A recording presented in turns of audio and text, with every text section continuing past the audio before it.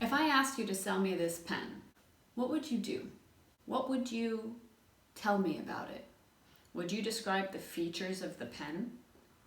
And would you tell me all about what the pen will be able to do? Would you tell me that it was made in a certain place, is worth a certain amount of money? I'm going to give you 4 simple tips that can help you sell anything to anyone at any time. While you're listening to the 4 tips on how to sell anything to anyone, consider subscribing to the channel. I think it's down here. A lot of people think that sales is a matter of convincing somebody else to do something, when really there's a few simple things that you can do to sell anything to anybody. Number 1, selling is not about you. Selling is always about the prospect. Always. Always. Always. Most salespeople make the mistake of speaking in first person. Most salespeople make the mistake of saying, I can do this for you. I, or this pen has this feature. This pen costs this much. It was made in this place. It's not about the pen. It's not about the product or service. It's about the prospect. So your favorite word from now on is you, because that is the context that you need to be speaking if you're trying to sell somebody. For example, if you're in a selling situation, let's say you are trying to sell this pen to somebody, you don't want to be saying, this pen is from wherever it was made in a certain place and it's valued at this much money, because that's all about the pen. What you want to be saying is, how would you like to have a pen like this? What would a pen like this do for you? You want to use the word you as much as possible in your discussion, because it has to be all about the prospect. People do not want to be sold. People want to buy. And what that boils down to is people don't want to know about a product or service or the features. What they want to know is, how is it going to benefit me? It's all about them, all the time. The second tip is ask questions.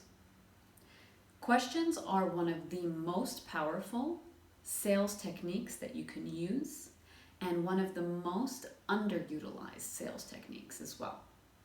You will notice that only the top salespeople in any profession have really mastered how to use questions and what questions to use.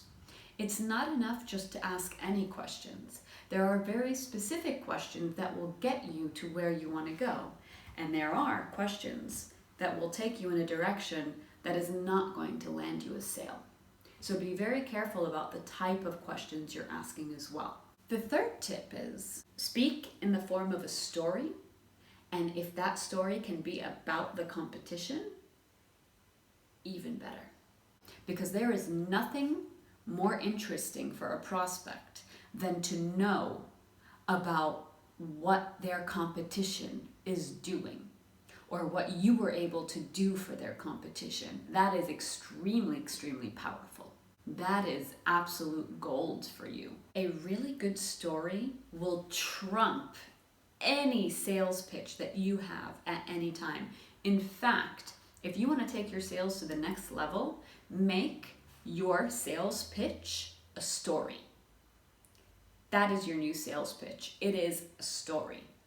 And the best story is what you have done for another client.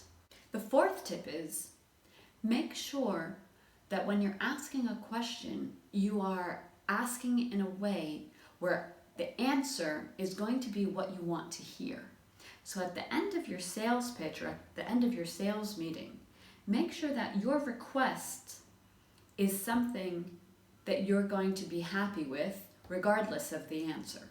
For example, Mr. Prospect, would you like to buy this pen today? Or would you like to put a down payment and pay it in full by next week? What did I just ask here? Did I ask him if he wants to buy it? No. I asked him, when does he want to get it? Now, for me as a salesperson, do I care which option he goes with? Of course, I'm always going to want the most money up front. So if he pays it all today, great, and I might even give him a little incentive to do that. But I'm also okay if he decides to put a down payment on this today and get it next week, because a down payment is a commitment, and either way, I've made a sale. So make sure when you're ending a meeting with a question or a closing question, make sure that you're giving options, and either option you're going to be happy with. And at the same time, by giving those options, you're allowing that prospect to feel that they are in control. And remember, prospects do not want to be sold. They want to buy. Consider subscribing to the channel and click the little bell icon as well, so you'll be notified every time I upload a new